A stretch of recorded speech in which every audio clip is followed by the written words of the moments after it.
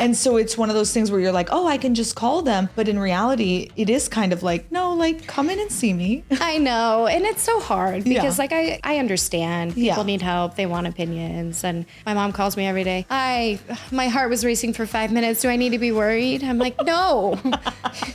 Did you have coffee? Like, you're smart, you're motivated, you want to do something big. You're on the verge of being a young boss, and we're going to help you get there. I'm your host, Isabel Garino, and welcome to the Young Boss Podcast, where youth is your power.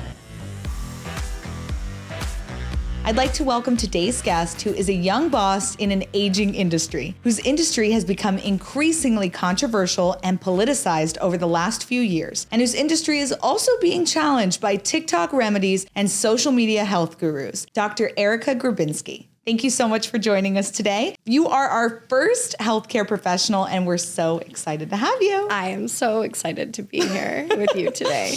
Okay, so tell me everything, Dr. Erica. I feel like every time I get on social media, there's new health advice being sent to me. Are you getting a lot of, your patients coming in saying, I heard this or I read this, and what do I do? Always, every day. So it'll range from someone coming in from something they saw on TikTok to I even have the older generation bring me articles of things that they found, or it runs the gamut. In truth, I think there is a lot of good information out there. Okay. But I do think that what happens a lot of times is things are taken out of context.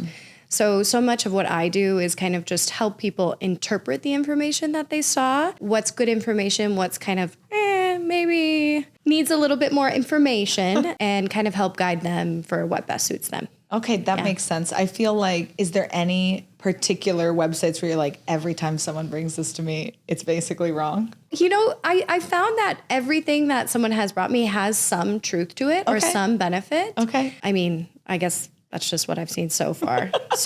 Yeah. But again, it's just usually at an extreme. So it's kind of, I have to reel it in and say, yes, this is good for you in some sense, or in, let's just put it into more context. So, but no, there is good information on TikTok, Instagram, a lot of like homeopathic remedies. All of that is really good stuff. Yeah. Just knowing how to use that information. Okay, love it. What about obviously, you are very young and very beautiful. And when people walk in, my gosh, are your patients like, you're my doctor? What? Like, what do I do here? How do you react to, or how do they react to you being their physician? It really varies. So for a long time, we were wearing the masks, right? Yeah. So, and my company mandated it for quite some time. Okay. So I actually am now learning, taking off the mask, that actually maybe benefited me in some sense because people couldn't see how young I was. Yeah. Now taking it off, I have patients that I've been seeing for the last 1.5 to 2 years, and they're like, wait, you're so young. And I'm like, well, I always was this age. You just didn't know it until now. So, and I can definitely feel that it changes the dynamic, which I don't love because I feel like people maybe take you a little less seriously when you look a certain way. It has definitely come with challenges, I'll say. I would think, and correct me if I'm wrong, but you're fresh out of school. You're fresh out of learning all this stuff. Like, it's top of mind for you. Yeah. Versus a doctor who is 60 or 70 who they haven't been in school for a long time. They maybe haven't been retouching or redoing all this stuff to keep themselves fresh. So I would think that maybe a younger doctor is more insightful. Is that what you're seeing? So it varies. I will say, I actually inherited a population from a retired physician. Okay. So a lot of them came from someone who they were with him for 50 years.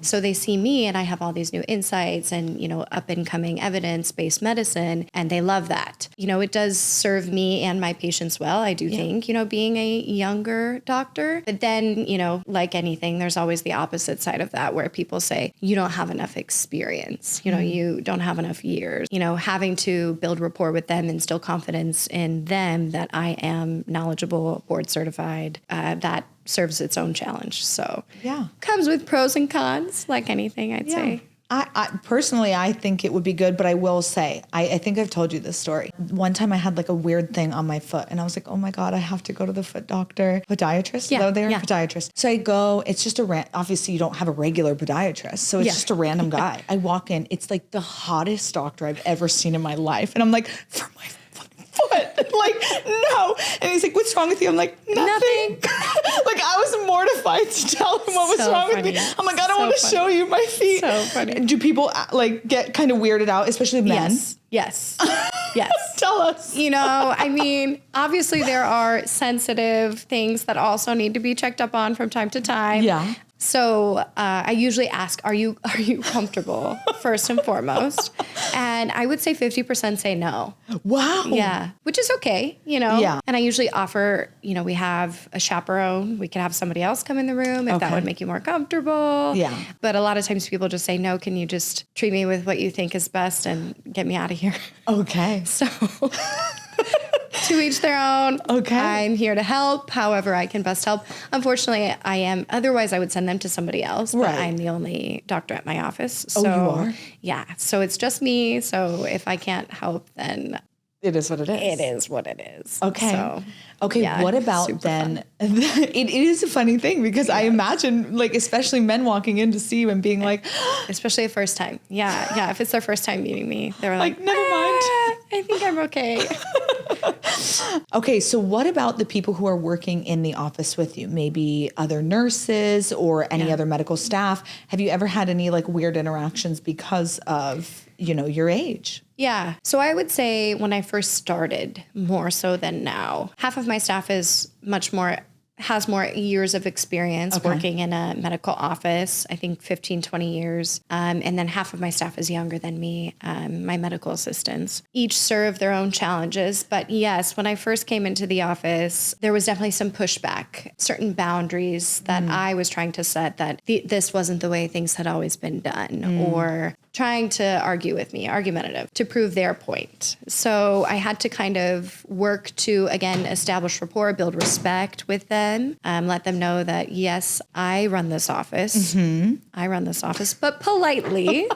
And I need your help to do that. So please, let's work together. But things are much better now that I've kind of set those boundaries early on. And they understand that I'm doing things for a reason. I don't just do things. I don't just set a boundary for no reason. So now there's a lot more respect, I'd say. Mutual respect. So. Okay, that's good. Yeah. How do you deal with, I know you and we are friends. And so obviously I get to see you off Dr. Erica duty. Yes. But we were at a wedding and somebody fainted and they're like, any medical professionals? And it's like, we're just starting to warm up. We're starting to get litty. And it's like, you've got to jump right into Dr. Erica mode. So does that ever like make you feel nervous to go to parties, functions, travel on airplanes, go to weddings where you're like, hey, I'm going to have a glass or two and I want to have a fun time and I want to get loose. But also like, if they need me, I need to be cognizant. I need to be present. And how do you deal? Yeah. So that is something I did not realize was going to happen when I chose this path as my career. I thought, I can separate my personal life from my work life. I thought that there would be that distinction and that I could maintain that. I learned that is not the reality. And there's nothing I can do about it, truthfully. Even if I set that boundary for myself, this is home, this is work. People need help in certain situations all the time. Yeah. So yes, it does put me in kind of complex situations sometimes when I'm just trying to be my own comfortable self and maybe have some cocktails and also, be able to kind of turn it on, like you said, when I need to. Yeah.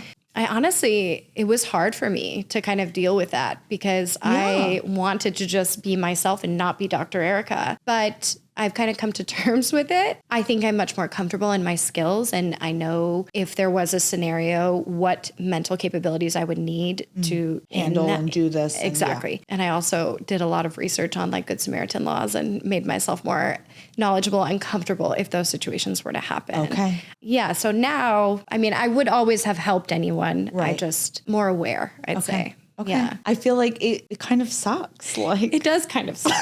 It does kind of suck.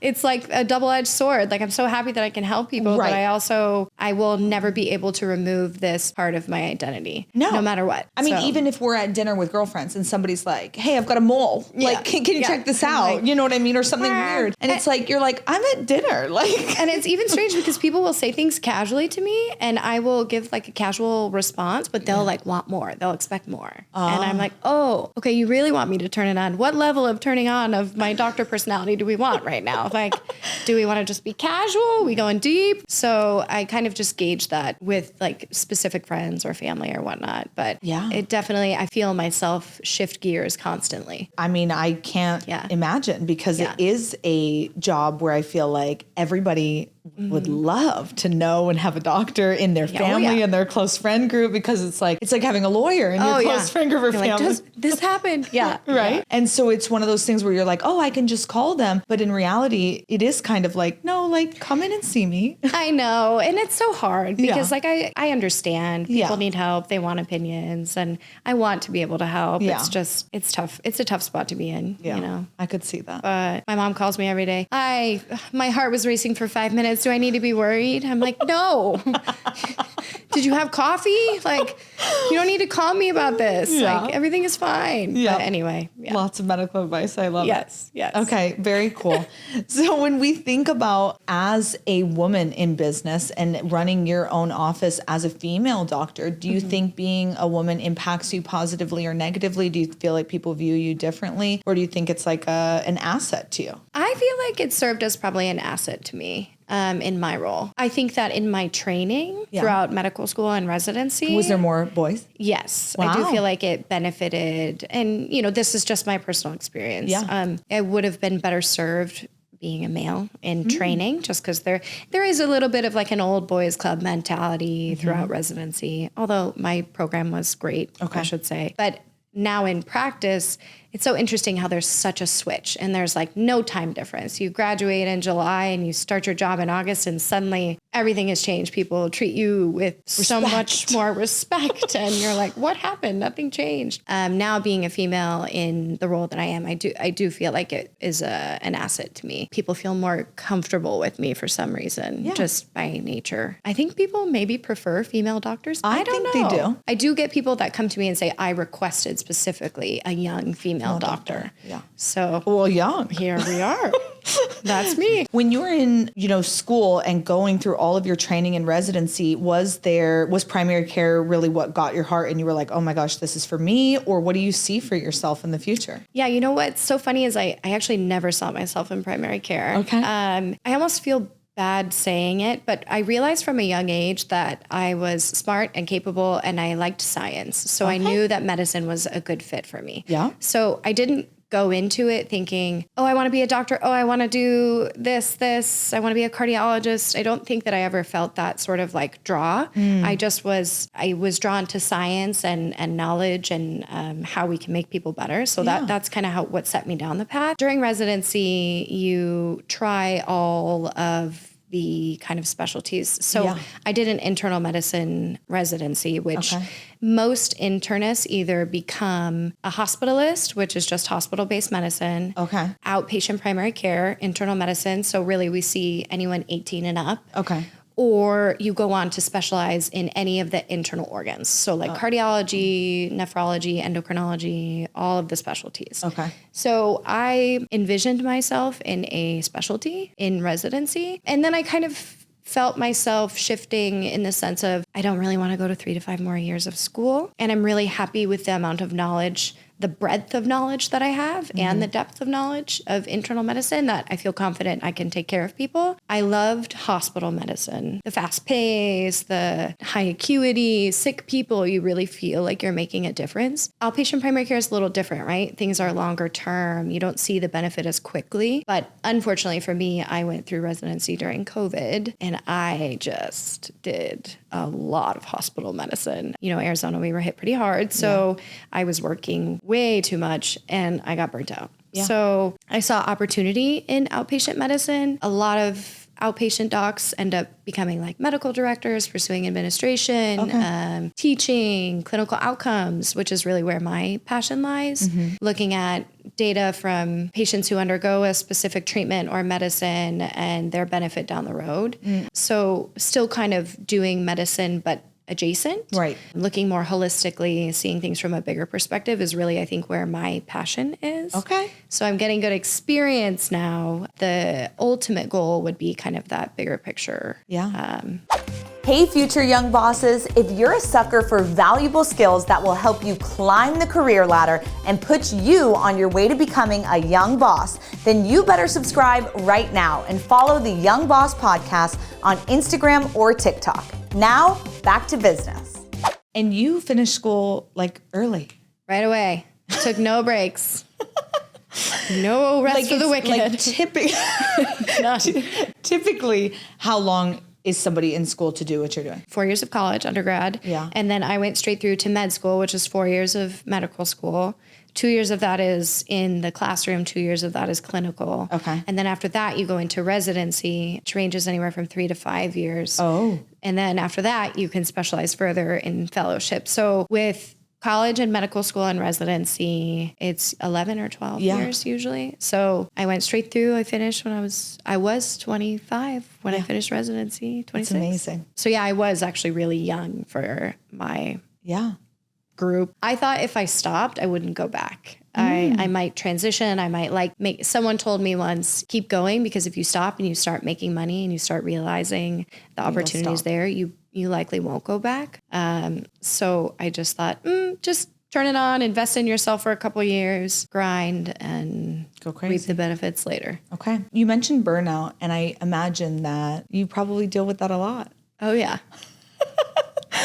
So tell me more. Like, is there any tips that you feel like you could, whether you're talking to yourself right now or talking to other people listening, like what tips are there that you're like, hey, if I did this more, it would really help with burnout, or this is what I do to help with burnout? What's so funny is, in my residency training, which is where most medical professionals get their burnout, I would say, just because you work 80, 90 hours, there's no PTO, no such thing. I used to tell myself, and I know this is a common phrase, like work-life balance, right? Yeah. And I would be like, well, life will be so much better when I can do this and I can do this and I can do this. And I kept that mentality as like, oh, just grind, get through. And it wasn't until COVID that I was like, this isn't going to work anymore. Yeah. I have to recognize that this is the moment that I'm in. This is what I have to do for my patients and for my work. And I have to find ways to take care of myself somewhere in the meantime. Mm-hmm. So even now in my current role where it's much less demanding with work hours, I have to find time and ways to make myself recharge because it is emotionally draining. Yeah. For me, that's if I don't do my Pilates, if I don't get my social time, I'll feel it. And I just have to make the time. Okay. Sometimes that's easier said than done, but self-care, taking care of yourself and just making sure. And setting boundaries. I know I keep saying that, but when I tell my medical assistant, she's like the hardest working girl in the world. When you leave, don't bring your laptop home. Don't bring it home with you, because guess what? The work is still going to be there tomorrow. Everybody's still going to need you tomorrow. They're still going to call tomorrow. Don't worry about it. Go home, be with your kids, do your thing, recharge. You'll be better for me. We'll be better for our patients. So I try and practice what I preach, but it is tough. It's almost like a pilot or somebody who it's like, you need your brain to shut off for a second, stop overthinking all this stuff so you can come back with a better energy and focused mentality. Exactly. If you don't have that, cool down, you're actually not good for your patients. And now you're all over the place and now you're distracted or you're tired or you're whatever. Even, I know this is even kind of a silly thing, but so we have an hour lunch break from 12 to 1. Yeah. I usually see 6 to 8 patients in the morning, 6 to 8 in the afternoon. So that hour for me is I need a moment to just breathe. I usually leave the office. I'm like, I'm not going to work through lunch. Nobody should work through lunch. That should not be the expectation. Yep. Take your time.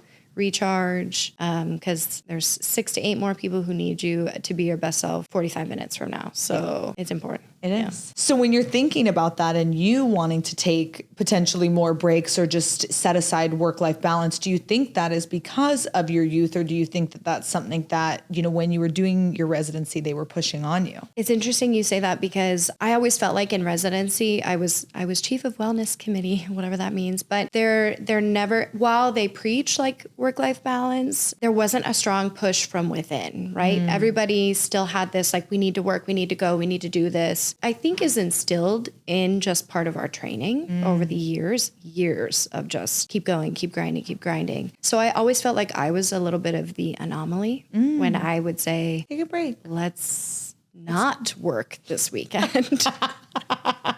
Let's take a break. Let's go to Postino. So I would hope now that in modern age, more people are recognizing, and I think there is recognition of it, but medicine, you know, traditional medicine is still very traditionally run. Yeah, it is.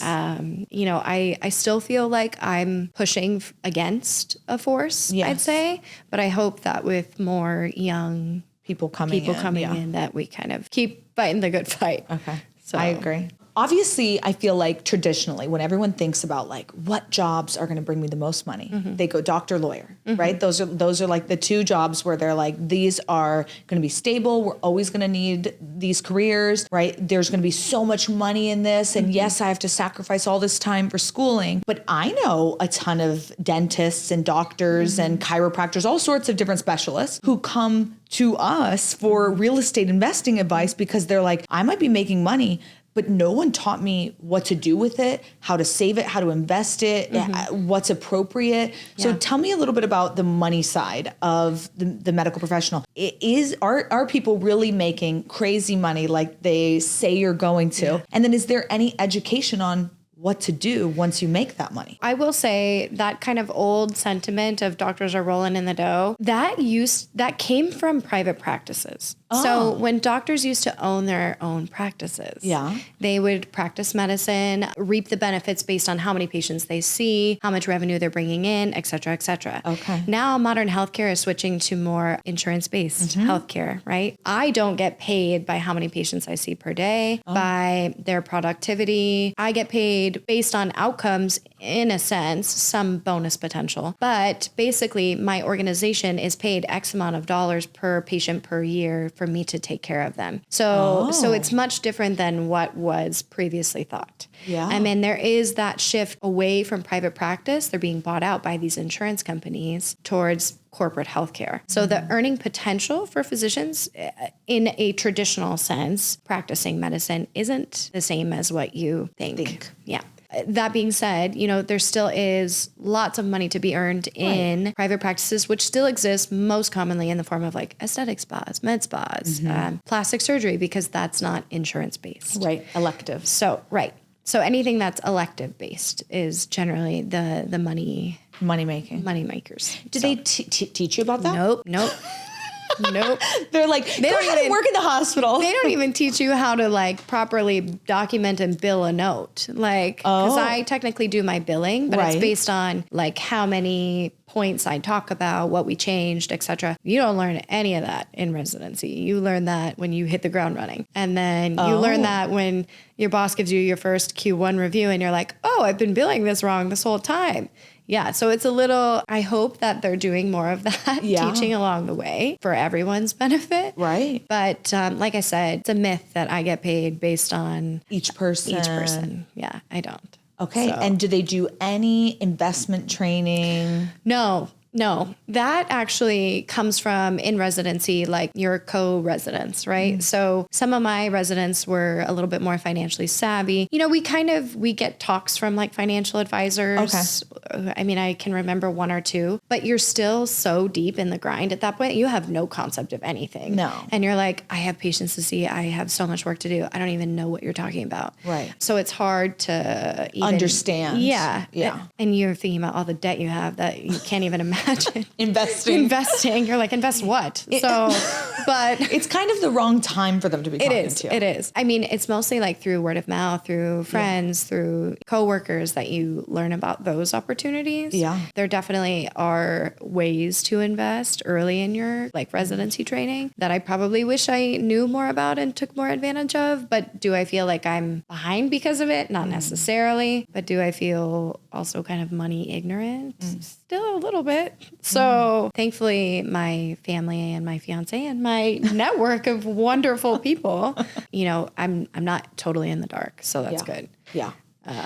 It's really interesting because I'm telling you, we do get, especially because my job is like a perfect blend of real estate plus medical. So we get obviously a lot of real estate investors and entrepreneurs, but then half the other people in my training are medical professionals, doctors, nurses, whomever. And they're like, no, I see seniors. I know where this is going. I know there's money, but I don't know what I'm doing. It's true. On the real estate side, so they come to us to kind of blend those two together. And I always think about that where I'm like, are they not like telling you guys like, hey, these are good things to invest in or what to do? What about the, like, I know you mentioned like billing and stuff like that. There's a whole business side to the hospital and to your like doctor's office, right?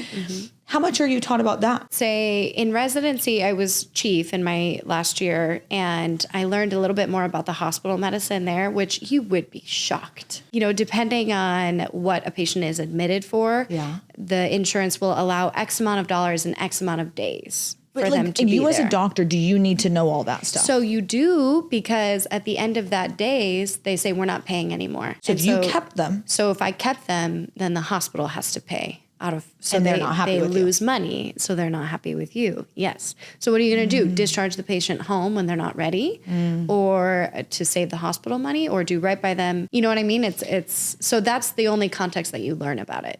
Really. It's not, it's, hey, make us money. Yeah. Stay in these guidelines. Yep. And here's what to do. Okay. Interesting. Yep. And I understand it's a business, right? You know, they have to operate the way that they do. You know, I get it. It's a strange juxtaposition because my job is to take care of the patient and make sure they're happy and healthy and okay to go home, but it also is a business at the same time. So it's a weird thing in any industry like medical, like a church. Like people forget that churches, they're businesses at the end of the day, right? True. So we don't want to think that, and that might be, I might get some hate on that, but it's the truth. You have to pay for that real estate, that building, your staff, the communion, the whatever, the Bibles, the fresh benches, whatever it is. That's right. And they do get a lot of volunteers and stuff like that, but it's a business at the end of the day. And so same thing with yours. It's like you go in, and I think people a lot of times won't go to the doctor because they don't have insurance, or they're scared of what it is. And so they're like, you know, they'll avoid. Right. What is recommended, Erica? How often should we be coming in to see you?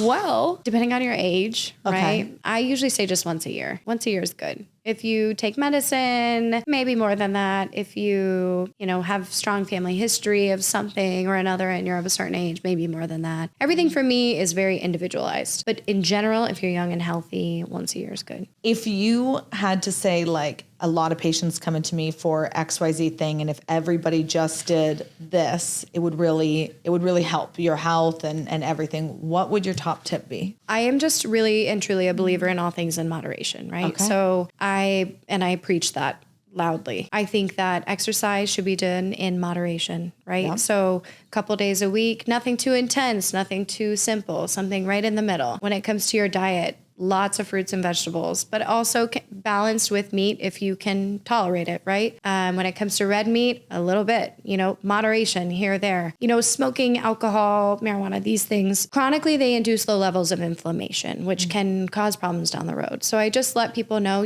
while you're young and healthy, this probably isn't going to cause you a problem. But down the road, it might. So if you choose to use these things, do so in moderation.